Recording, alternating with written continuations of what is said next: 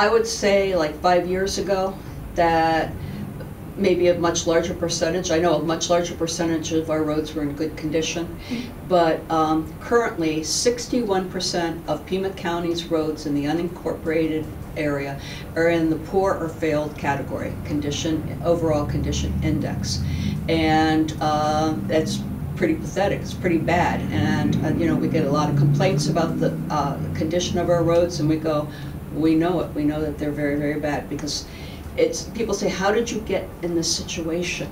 And what happened is basically the state legislature swept our monies, so the funds that I had to use to fix my roads was swept.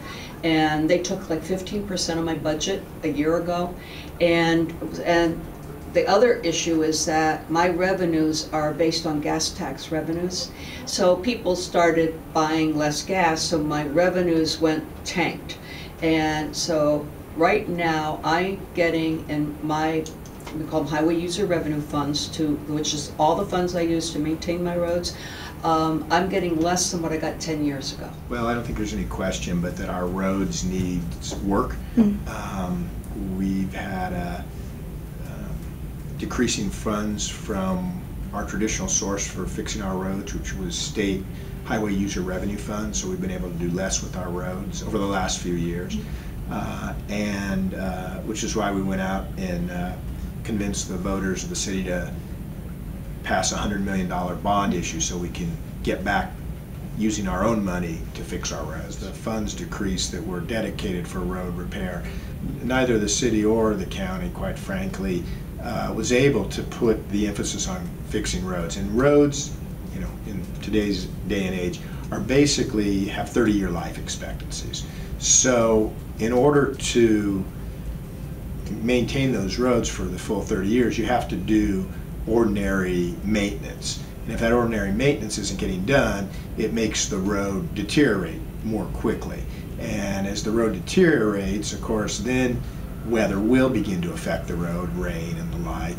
And so that's one thing. The other part about the deterioration is once the road deteriorates, it just takes more money and more work to put it back into good condition, and that's the facts as we're facing them and what we're trying to fix. Actually, some of our crews are working overtime to fill in the potholes, because when we get a lot of rain or anything and it gets very cold, then some of the potholes will start popping up, and which is, you know, very unfortunate. And you know, we try to keep ahead of it, but we won't. It's really difficult to try to handle all of them.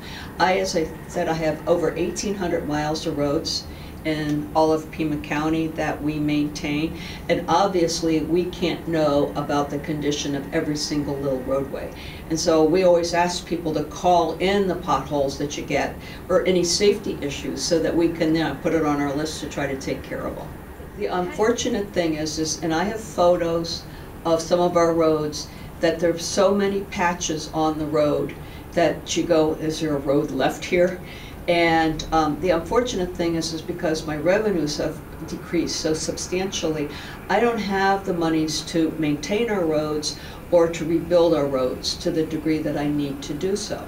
Well, I'll say in the city, I drive in the city a lot, and I've hit a couple potholes that I was convinced I would have a flat tire, and I didn't. So I can't say, first of all, I had no personal problem, but I wouldn't say that I've never had to dodge a pothole. You know, obviously I have.